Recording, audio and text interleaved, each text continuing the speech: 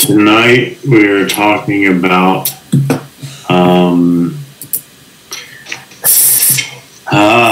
gaining merit.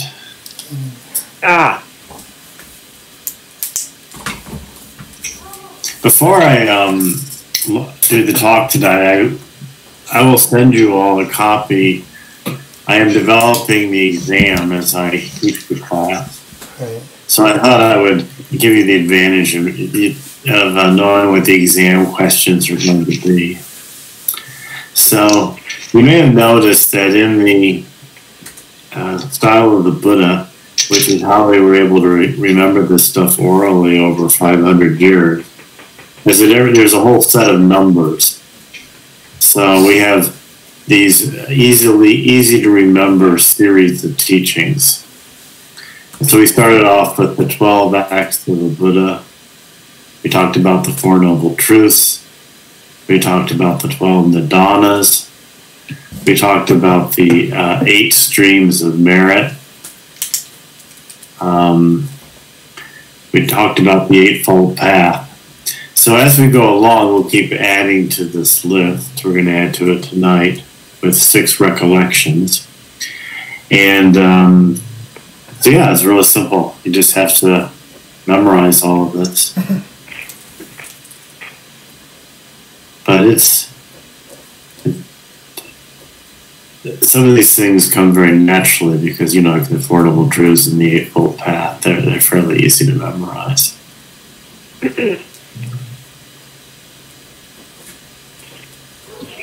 But the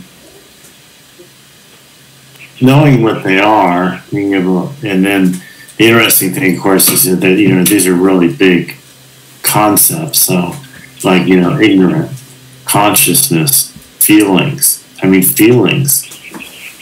I mean, we could start talking about feelings now, and we could talk about it for a week. Desire, that's probably good for the next 3 or 4 weeks. And so forth and so on. And then there's old age, sickness, and death, which is what people talk about all the time. Well, not from that. Anyway, yeah. That's an idea. No. I will send you the list and we'll add to it. When is there going to be a test? There'll be a test at the end of this course, which is the first course of, I think, 12 courses. So there will be a test, and we're about a month into it, so about 2 months. Hi, Dale. And you're going to send something, an email or something? Uh-huh. Okay. So it's kind of sort of an open book test? Well, you know the topics ahead of time so that you can memorize them. Actually, I will tell you the test format too, because that'll help you in how you study. We'll do group me like we're doing now, and we'll have a hat, and we'll put all the topics in a hat. Okay, and then we'll take turns, and I'll pull one out of the hat, and then you have to talk on that topic for like 3 minutes or something like that, 3 to 5 minutes. It's pretty easy.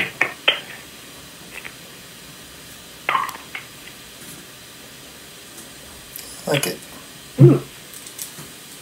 Okay, so tonight we're going to talk about gaining merit, and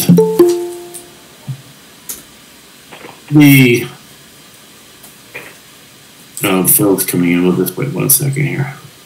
Yeah, see, Phil is on, Tony, Dale, Diane, Trish, and Don, and Jonna, and did I miss anybody? Somebody else just joined too. You should remind everybody to mute, Joe, or if I don't know if you can control that or not, but yeah, everybody mute until we have the questions, so we don't get gurgling sounds in the background. That would be good.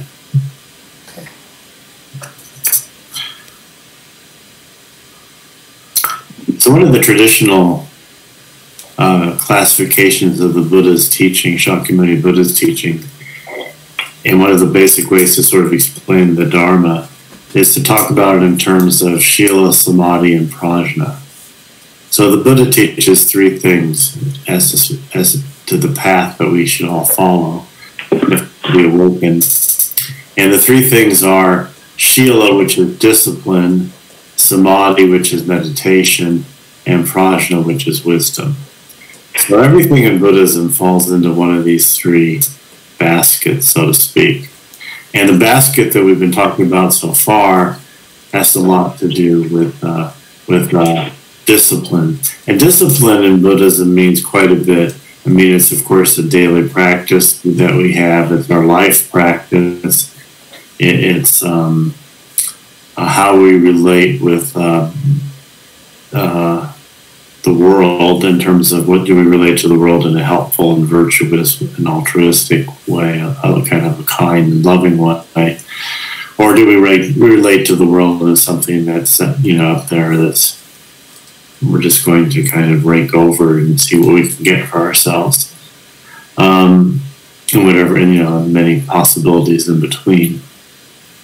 So this whole idea of what discipline also includes the notion of accumulating merit. And the Buddha is quite firm in his view that without merit, our lives cannot improve. Without merit, there's no happiness. And that's not only in this life, but it's in the life to come. And of course, at that time in India, everyone believed that there were multiple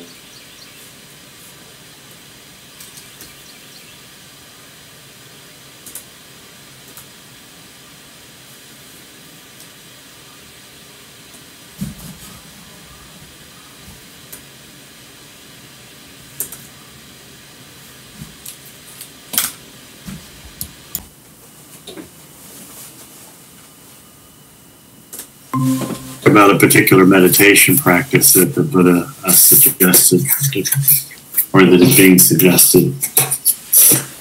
So I'm going to reread one that I read before because it's quite good, and it really summarizes this whole idea of merit, which I said is really the fundamental foundation of the whole path for Shakyamuni Buddha. So this is called Merit, the Key to Good Fortune. Monks, do not fear meritorious deeds. This is an expression denoting happiness, what is desirable, wished for, dear, and agreeable. That is, meritorious deeds. For I know full well, monks, that for a long time I experienced desirable, wished for, dear, and agreeable results from often performing meritorious deeds. Having cultivated for 7 years a mind of loving kindness, for 7 eons of contraction and expansion, I did not return to this world. Whenever the eon contracted, I reached the place of streaming radiance, and when the eon expanded, I rose in an empty divine mansion, and there I was Brahma, the great Brahma, the unvanquished victor, the all-seeing, the all-powerful. 36 times I was Sakya, ruler of the gods, and many hundreds of times I was a wheel-turning monarch, righteous, the king of righteousness, conqueror of the 4 regions of the earth, maintaining stability in the land, in possession of the 7 treasures. What need is there to speak of mere local kingships? It occurred to me, monks, to wonder, of what kind of deed of mine is this the fruit? Of what deeds ripening am I now of such great accomplishment and power? And then it occurred to me, it is the fruit of 3 kinds of deeds of mine, 3 kinds of actions, the ripening of 3 kinds of actions that I have now this great accomplishment and power. And those are deeds of giving, deeds of self-mastery, and deeds of refraining. So So that's a pretty strong claim for accumulating merit. And merit rests on these 3 points. The first is giving or generosity. So the Buddha, anytime that we give time, money, being helpful, ways in which we give of ourselves and are generous, all of that creates tremendous good karma and tremendous merit. So that's sort of the key to meritorious accumulation is generosity. And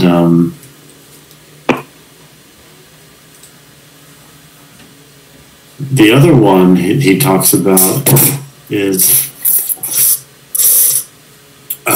self-mastery. So that's the idea of the discipline again, that we guard the 3 gates, the gates of body, speech, and mind, that we don't commit any non-virtues, and in fact, we're actively engaged in virtuous activity, in all different kinds of ways. And so that's the self-mastery, that we're not being controlled by our habits and our addictions and our passions and so forth. So kind of a challenge for Americans in this day and age, but nonetheless, that is his advice. Self-mastery, generosity, and the third one is restraining. And restraining is this whole idea of not jumping onto things, to stop, particularly stop our unprofitable and unhelpful activities. In the another version of these 3, he says in another sutra, there are 3 ways to make merit: by giving, by moral discipline, and by the development of meditation. So here, restraining in a different formulation is replaced by the idea of meditation. But meditation is, in fact, a type of restraining. It is the kind of essence or the practice of restraint, because as we sit and we meditate and we sit very still and we watch our minds and we're present with our, present in that way, present with our breath, present with our feelings, present with our sensations, present with our what we see, what we hear, aware of our thoughts, and so forth. The basic instruction is to not move. Watch what's moving, watch and experience all of this without following it, without jumping on it, without going off on whatever it is that we're experiencing, but just to experience and let it go, or touch it and let it go. So as all these different things come up in meditation, we're always touching them, we're always recognizing them, experiencing them, but we're not hanging on to anything. We're letting everything go each moment. So that is restraint. So restraint and the practice of meditation are essentially the same idea here. And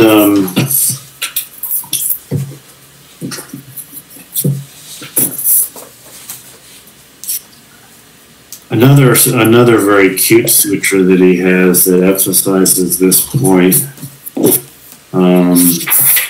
This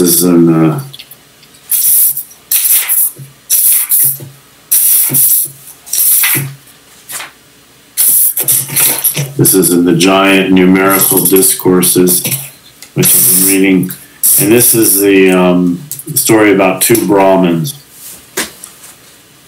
2 Brahmins who were old, aged, burdened with years, advanced in life, come to the last stage, 120 years of age, approached the Blessed One, and exchanged greetings with him. When they had concluded their greetings and cordial talk, they sat down to one side and said to the Blessed One, "We are Brahmins, Master Gautama, old, aged, 120 years of age. But we have not done anything good and wholesome, nor have we made a shelter for ourselves. Let Master Gautama exhort us and instruct us in a way that will lead to our welfare and happiness for a long time. Truly, Brahmins, you are old and aged, burdened with years, advanced in life, come to the last stage, 120 years of age. But you have not done anything good and wholesome, nor have you made a shelter for yourselves. Indeed, this world is swept away by old age, illness, and death. But though the world is swept away by old age, illness, and death, when one is departed, bodily, verbal, and mental self-control will provide a shelter, a harbor, an island, a refuge, and a support. And then he goes into verse. Life is swept along, short is the lifespan. No shelters exist for one who has grown old. Seeing clearly this peril and death, one should do deeds of merit that bring happiness. When one departs this life, self-control over body, speech, and mind, and the deeds of merit one did while living, lead to one's happiness.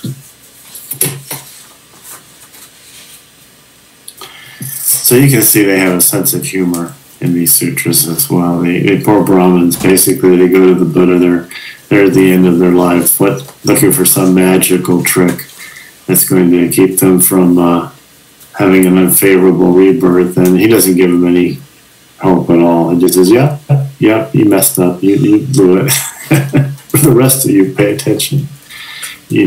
While you got a chance, do some good deeds, and things will go much better for you. There's another version of the same story, and it has a different verse. I'll read these two because it's a similar idea. When one's house is ablaze, the vessel taken out is the one that will be useful to you, not the one that is burnt inside. So since the world is ablaze with old age and death, one should take out by giving. What is given is well taken out. When one departs this life, self-control over body, speech, and mind, and the deeds and merit one did while alive, lead to one's happiness.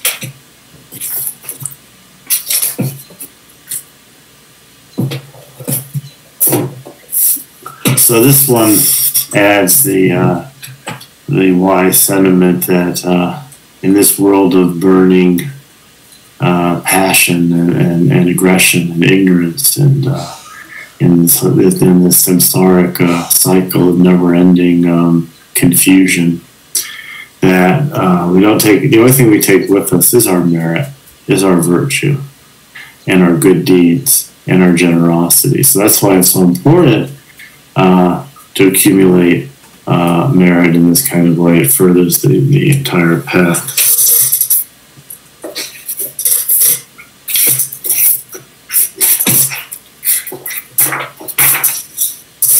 So the next thing I wanted to read, let's see what page this is.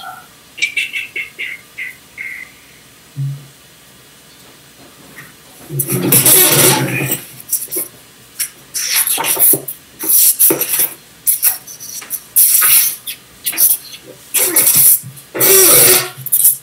This next piece is a little bit long, so if you'll bear with me. It's interesting because the Buddha is actually giving a kind of visualization practice. They're called the 6 recollections. And so they say, well, when you have time, what should you do? He said, well, here's what you could be doing. You could be having these kinds of meditations. And they're not meditations in the Dzogchen sense of just emptying your mind, but they're kind of happy thoughts, if you will. And things that are that are sort of inspiring things to connect you to the path. So it's very lovely. It's called the 6 Recollections. On one occasion, the Blessed One was dwelling at Kapilavatu in the Banyan Tree Monastery. Then Mahanama, the Sakyan, approached the Blessed One, paid homage to him, sat down to one side, and said, "Venerable Sir, in what way does a noble disciple often dwell when he has arrived at the fruit and understood the teaching?" When Mahanama, a noble disciple, has arrived at the fruit and understood the teaching, he often dwells in such a way as this. Here, a noble disciple recollects the Tathagata thus. The Blessed One is an Arhat, perfectly enlightened, accomplished in the true knowledge and conduct, fortunate, knower of the world, unsurpassed leader of persons to be tamed, teacher of devas and humans, enlightened ones, the Blessed One. When a noble disciple recollects the Tathagata thus, on that occasion his mind is not obsessed by lust, hatred, or delusion. His mind is straight, with the Tathagata as its object. A noble disciple whose mind is straight gains the inspiration of the meaning, the inspiration of the Dharma, gains gladness connected with the Dharma. When he is gladdened, rapture arises. For one uplifted by rapture, the body becomes calm. One calm in body feels happy. For one who is happy, the mind becomes concentrated. This is called a noble disciple who dwells evenly amid an uneven population, who dwells without affliction amidst an afflicted population, who has entered upon the stream of the Dharma and developed recollection of the Buddha. Further, Mahanama, a noble disciple recollects the Dharma thus. The Dharma is well expounded by the... This is on page 279, if you want to follow in the main book here. The Dharma is well expounded by the Blessed One, directly visible, immediate, inviting one to come and see, worthy of application, to be personally experienced by the wise. When a noble disciple recollects the Dharma thus, on that occasion his mind is not obsessed by lust, hatred, or delusion. His mind is straight with the Dharma as his object. This is called a noble disciple who dwells evenly amid an uneven population, who dwells without affliction amid an inflicted population, who has entered upon the stream of the Dharma and developed recollection of the Dharma. Further, Mahanama, a noble disciple, recollects the Sangha thus. The Sangha of the Blessed One's disciples is practicing the good way, practicing the straight way, practicing the true way, practicing the proper way, that is, the Four Noble Truths, the Eightfold Path, and such. The Sangha of the Blessed One's disciples is worthy of gifts, worthy of hospitality, worthy of offerings, worthy of reverential salutations, the unsurpassed field of merit for the world. When a noble disciple recollects the Sangha thus, on that occasion his mind is not obsessed by lust, hatred, delusion. His mind is straight, and with the Sangha as the object, and such. This is called a noble disciple who dwells evenly amid an uneven population, and so forth. Further, Mahanama, a noble disciple, recollects his own moral discipline thus. I possess the moral virtues dear to the noble ones, unbroken, untorn, unblemished, unmottled, freeing, praised by the wise, ungrasped, leading in concentration.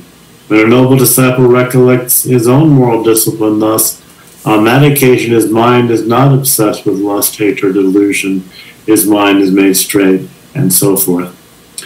And then further, a noble disciple recollects his own generosity thus. It is a gain for me, it is well gained by me, that in a population obsessed by the stain of stinginess, I dwell at home with a mind devoid of the stain of stinginess, freely generous, open-handed, delighting in relinquishment, one devoted to charity, delighting in giving and sharing. When a noble disciple recollects his own generosity, then on that occasion his mind is not obsessed by lust, hatred, or delusion. His mind is made straight with generosity as his subject. And further, Mahanama, noble disciple, develops a recollection of the devas, the gods. Thus, there are devas and gods in the various heavenly realms.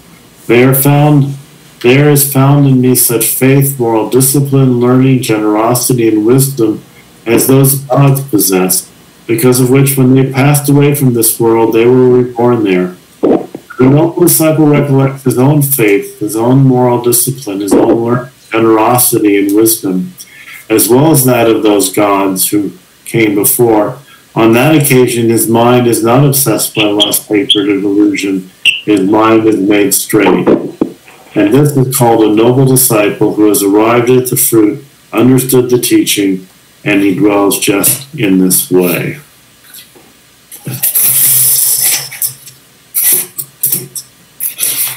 So you can see there's actually a whole set of meditations here, and they're meditations at the same time they articulate the path. So you want to recollect 6 things. One is you want to recollect the Buddha. So you meditate on the Buddha and the qualities of the Buddha and what it is to be awakened and so forth, and the whole just sort of being present with this idea, with this vision, this image, this feeling for the Buddha. And then the same way one does it for the Dharma, the teachings and the truth of the teachings and those who have instructed you and books that you've read and everything that's how you come to realize what you've realized and such. And what has inspired your love of higher teachings and truth. And then in the same way you meditate on the Sangha, the genuine practitioners that you come across and worthwhile people in life. And so these are all meditations that inspire you, that allow you to sort of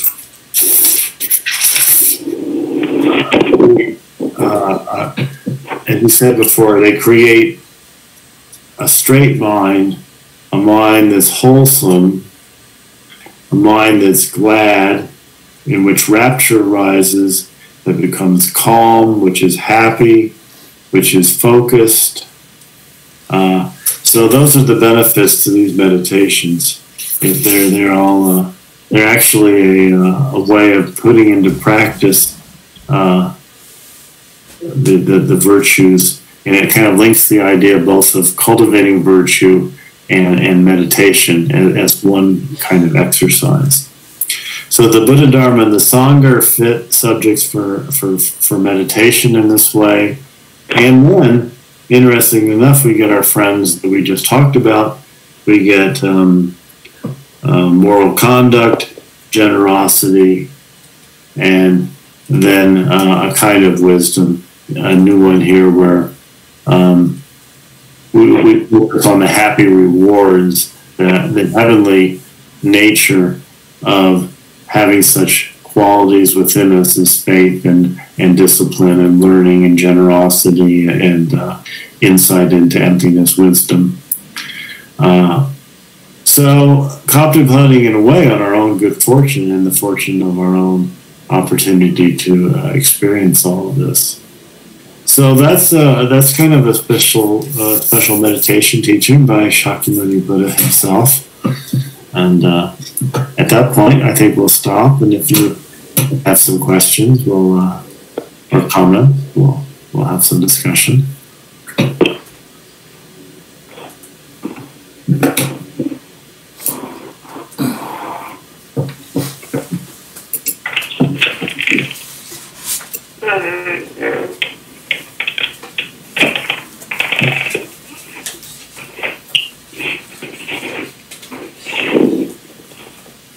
Bruce, I was thinking about the 3 trainings this past week, and so moral, discipline or ethics, meditation, wisdom, and it kind of occurred to me that maybe the approach generally in the West, maybe, I don't know how far this extends, but certainly in my life, is that the assumption that practicing meditation would make me more ethical. Whereas what I think now is that there's some truth to that, but that but that you could actually become a great meditator and not be ethical, and that you actually have to cultivate the ethics and the discipline on its own terms, in its own way, aside from meditation. Like, so many examples of like, masters that went off the rails ethically, but could get jhana states and rest in the view all day long. Well, obviously not rest on the view all day long. Yeah. If they go off the rails, it's the rail. Right. Yeah. You think that's the whole to live an enlightened life? It's like three things that have to be kind of dealt with on their own terms.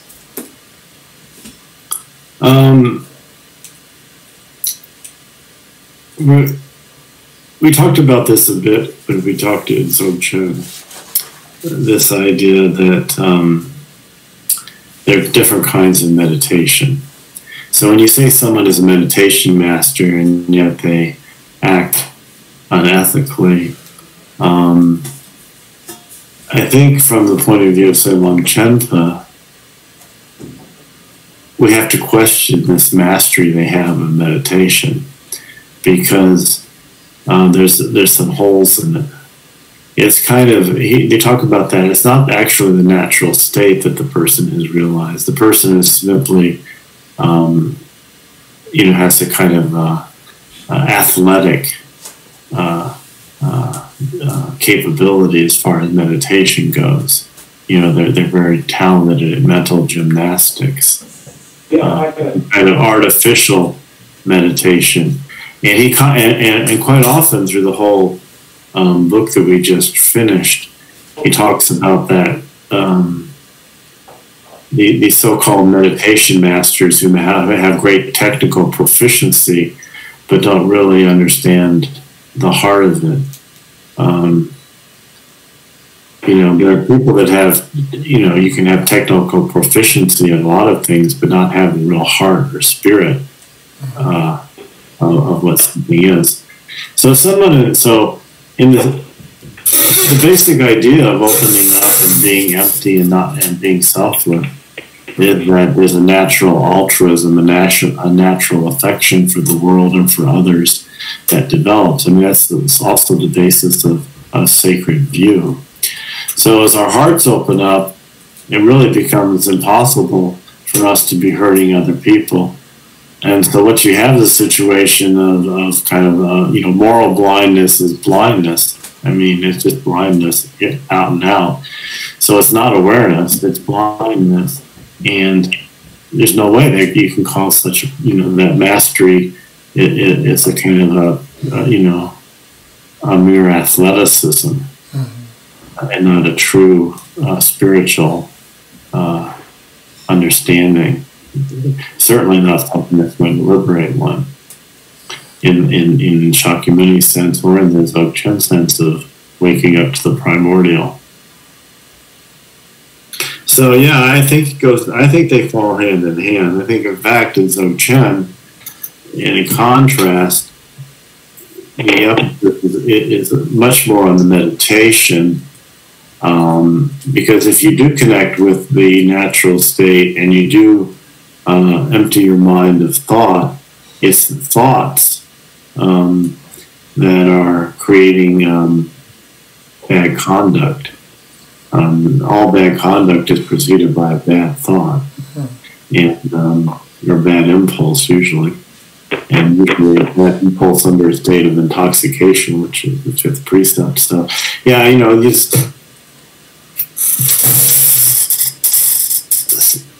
so actually meditation, being aware, takes care of conduct, and being aware really takes care of wisdom too, because awareness, what you are there, I mean, that is wisdom, to be awake in that kind of way.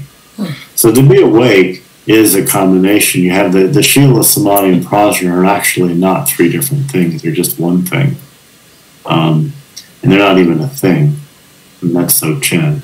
But here, the path is being articulated for the first time. I mean, Dzogchen can get rid of the path because there's a path to be gotten rid of. The boat's already on the other shore, so sure, you can trash the boat. But the Buddha's building a boat to get across the the river of samsara. So you're not going to trash the boat at this point. I mean, later on you can do that, but so yeah, the boat is made of shila, samadhi, and prajna. It's made of disciplined living, mindful living, and insightful living.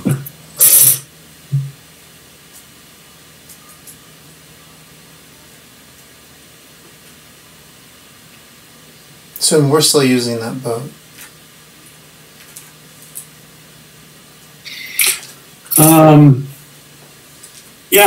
Yeah, for the most part, except in Tantra, you just start swimming, but it's a different.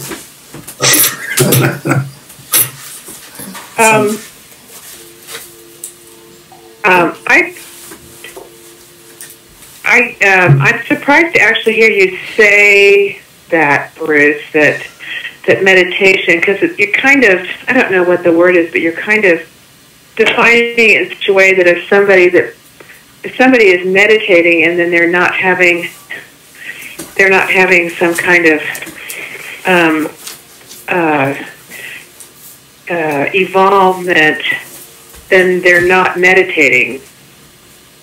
And it seems to me, with all the different kinds of meditation that there are certain meditations that are, somebody can get really good at being one-focused, or they can be really good at emptying their mind. We've got all sorts of everyone. There's all sorts of examples of people, that are in positions of religious power and are claim to have powers, and they, like Joe said, they just go off the rails. And it's to say that those people aren't meditating because they went off the rails seems a kind of a backwards definition. I didn't think they weren't meditating. They in fact, do have competence over a number of types of meditation. They may be very excellent different kinds of meditation. Right. But what they are not are masters. Because, I see. Your focus was on the point of the mastery. Okay. Yeah, because a master does not have this moral blind spot. They have a partial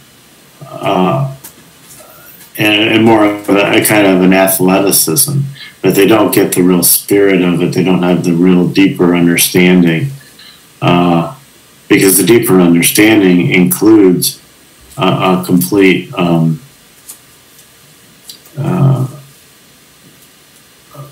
opening of the heart in a way that you cannot be, going off the rails, in a way that harms other people. So basically, they might have mastered a technique. What? Yeah, mastering the technique is not enlightenment. It's by Shakyamuni's standard or Longchenpa's standard. It's just mastery of a technique. India is full of people who've mastered techniques. That's right. And that's where techniques are worthy of like if you're the great violin player, you're a great violin player. And other people who want to learn violin are going to be impressed by that, and so forth and so on. But here, we're looking at at enlightenment, at liberation, and liberation is liberation from samsara, and mastery of techniques just gets you rebirth in some reward realm for technique masters. The Valhalla of the yogi Valhalla, but where you feast on vegan food all the time. But it's not liberation in the classic sense that the Buddha taught.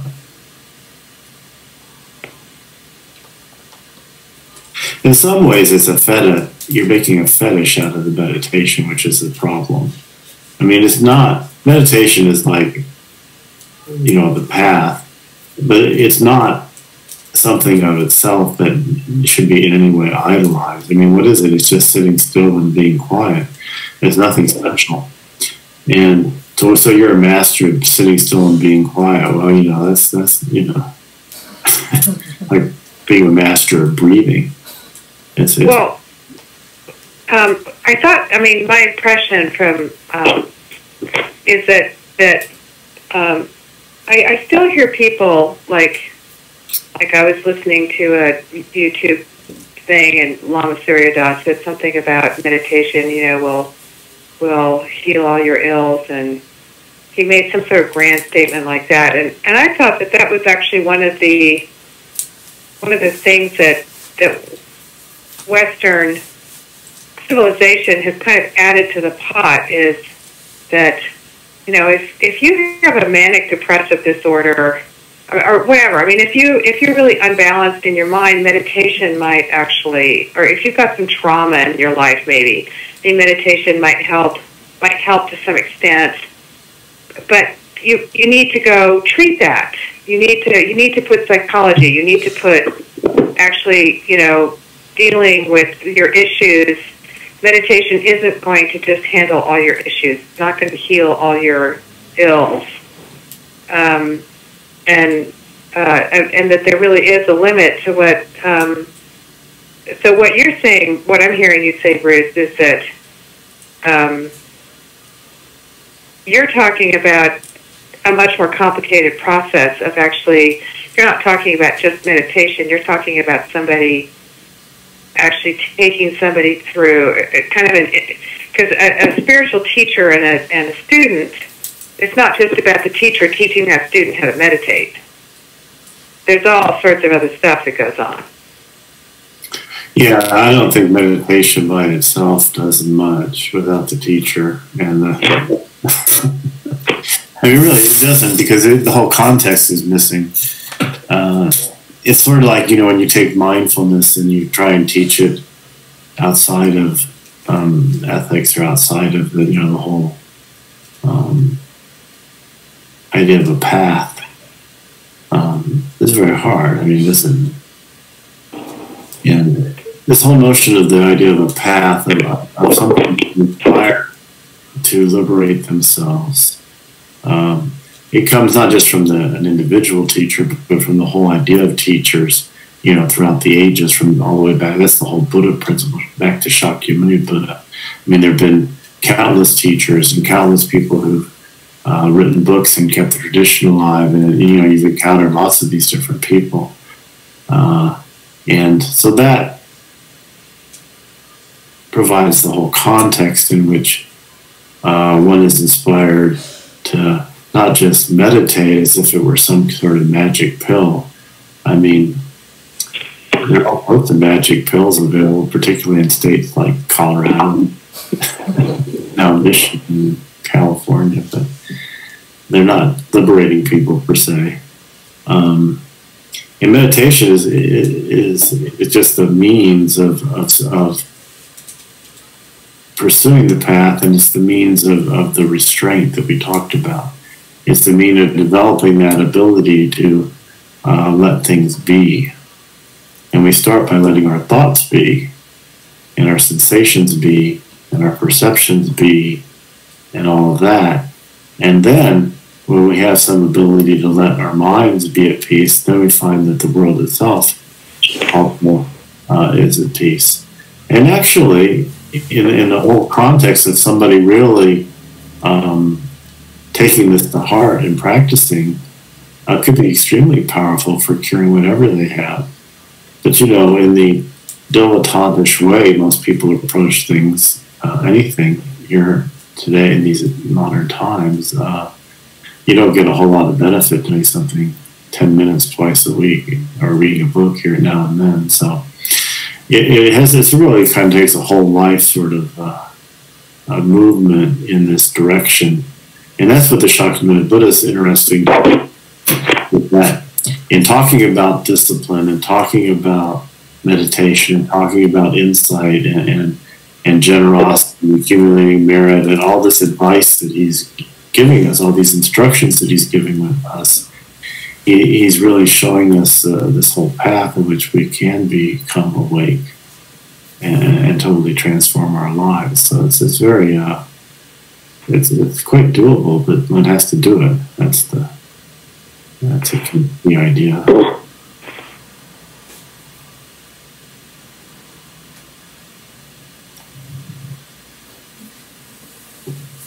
could you say that it's like it's a dialect? You know, the whole path is you have the context of the teacher, the Buddha, the Sangha, and but within that you've got a dialectic between the three trainings, between kind of inward-facing meditation and outward-facing ethics, and kind of an analytical, inquiry-based prajna. And that's the... I think I'm just...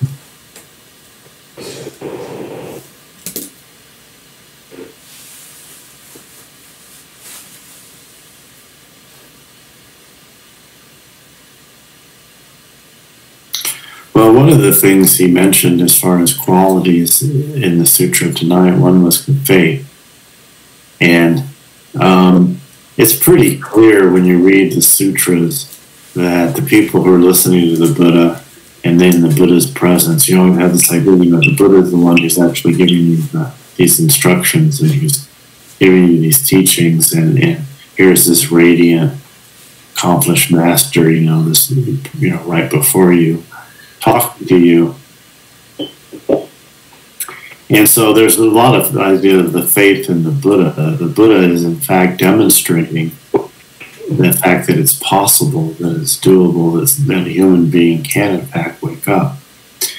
And so there's this whole element that is there, but it's not stated in the sutra, and that is the presence of the Buddha is present in the sutra.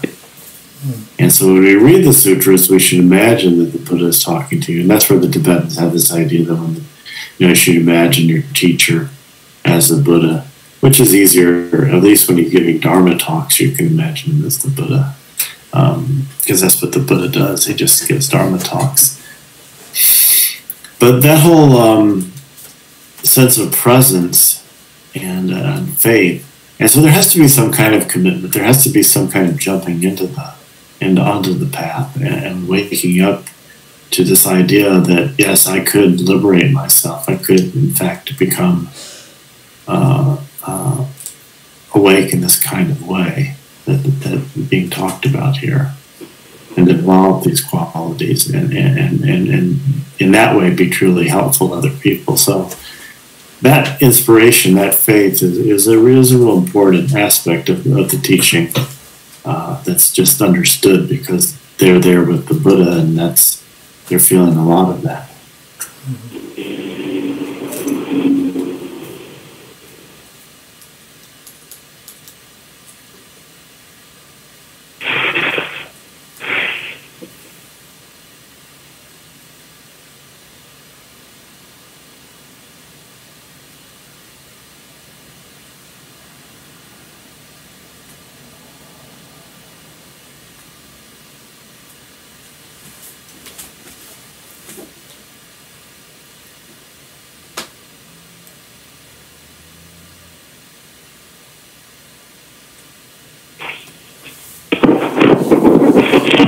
Just going back to where we started here today, you could say that if someone practiced only meditation, they would be missing the other two main elements, which are discipline and wisdom.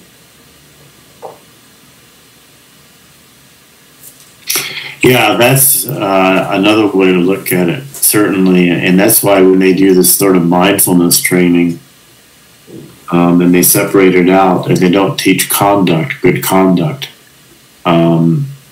or wisdom, either of those two, yes, particularly the good conduct. I mean, if you don't have the good conduct, being able to focus your mind is not particularly going to help you in any great way. It can only, in fact, without the good conduct, it would only get you into more trouble. You become some sort of evil genius. All evil geniuses have great focus. Serial killers are famous for their focus and attention to detail. So yeah, the good conduct and wisdom are absolutely essential. And that's why the whole thing has to be done as a whole. Pulling things out of it is not so helpful. I mean, in a general way, of course, we should always encourage people to be focused and attentive and that kind of thing, in workplace and all sorts of situations. Having an attention span is very useful. We should not, as a civilization, lose our attention span. Allow that to happen.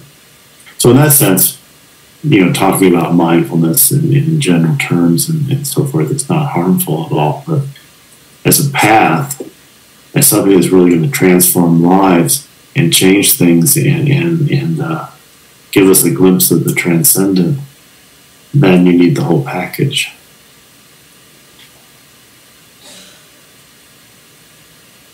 I mean, it seems like if you were both had like a complete lack of moral discipline and you were doing a lot of meditation, in order to do the meditation, you'd have to be like suppressing you'd have to be dissociating in some unhealthy way to get into I mean, you think that's...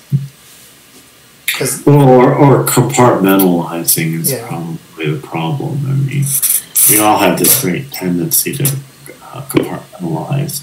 So, on one level, we're this wonderful, it's just, classic, the person in public is this great persona, but, they get home at night and they beat the dog, so forth, or worse. And so, how could a person do that? How could a person, why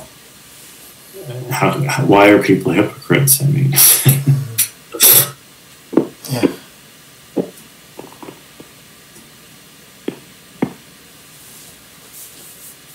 It just represents, and it's not so much that the good things that they do in public are problematic. It's that there's these blind spots, and the blind spots are holding us. All our blind spots hold us back.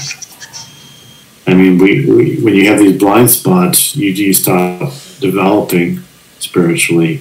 You don't move along the path. You plateau, or worse. And so it's something that you have to be. Again, it's that element of faith, and also throwing yourself into it, that you don't allow yourself to be complacent and are rigorous in all respects. Peace of mind. And part of being rigorous in all respects is not having some sense that you are a master. I think that's what undermines quite a few masters, is that they think they're a master. They have a notion of a master, or they're acclaimed by others as a master, or they start making money, so they think I'm a master, and that's almost a death sentence, because I mean, you have to be. If you're not completely selfless, and people start throwing the titles around like that, you're just going to become a megalomaniac. And that's what happens to these teachers. They were probably good students once, and they were probably but they have these blind spots, and all of a sudden they get when you get put on a big enough microscope, all your blind spots show. Like, you become president of the United States, you get every little weakness you have. You can't. You're under the glare all the time. So magnified. So with the blind spots, I mean, what's the role of? I kind of see the role of the teacher in helping you with your blind spots, but what about the role of Sangha, or both of them? Well, contrary to a lot of Buddhism, I'm not a fan of the teacher prodding your blind spots per se. We don't have that kind of society like it's in the mythical tantric land, where it's just you and me, and we're living out there in the jungle, and you're going out there and begging rice for me, and I'm giving you teachings. I mean, at that point we're completely dependent on each other. We're gonna know each other's blind spots, and we'll be talking. We're not that kind of situation. We're not in nobody has that kind of insight. you meet these teachers, and some of these teachers are like, there was this notion back in the 60s and 70s when we got involved with this, that there were these people from India and these foreign countries who could see into our souls, and they sometimes pretend to see into our souls and such, but that they don't. That never happens. The only way you can see into somebody's soul is if you've lived with them long enough to really know them. Of course, if you're perceptive, that's going to help, and if you're open and aware and all of that, but you got to spend some time. And it's not, people are complicated. You can't just see everything about somebody in 5 or 10 minutes. That never happens. I mean, if that happens like a fortune teller, tells fortunes, like, you were troubled. I can see you're troubled. There will be something unhappy happening in the next year to you. I mean, that kind of thing. No, what the teacher does, and Shakyamuni Buddha says that himself, he says, I can't help you. There's nothing my power is not the power to help you in that kind of way. I can't do anything for you. You have to do it yourself. He's totally faithful to that point. That everybody has to do it themselves. That he can talk to you about it, give you the instructions, show you the path, but that you actually have to put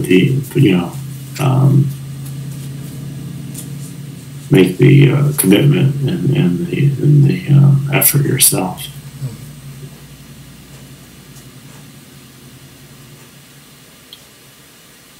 But it's really, as the path develops, as your meditation practice develops, as your awareness develops, I mean, what blind spots are there? I mean, you basically, you can't really hide them.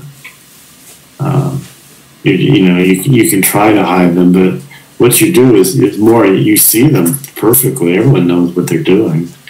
It's just it's your rationalizations that are giving you trouble. It's that conceptualization. Well, I know I shouldn't really have done this, but da da da da da.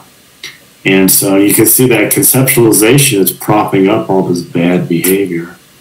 So again, we have to look at what we're doing, what we're thinking, how we're deceiving ourselves, which is, of course, foolish and such.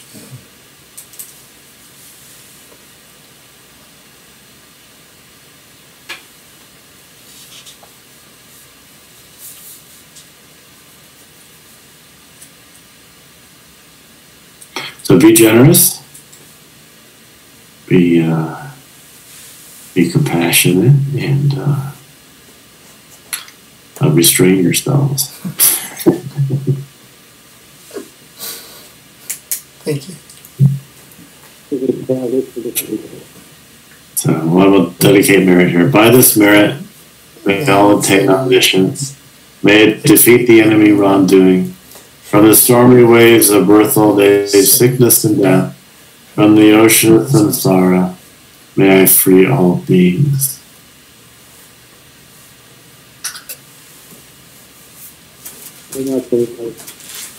Thank you, Bruce.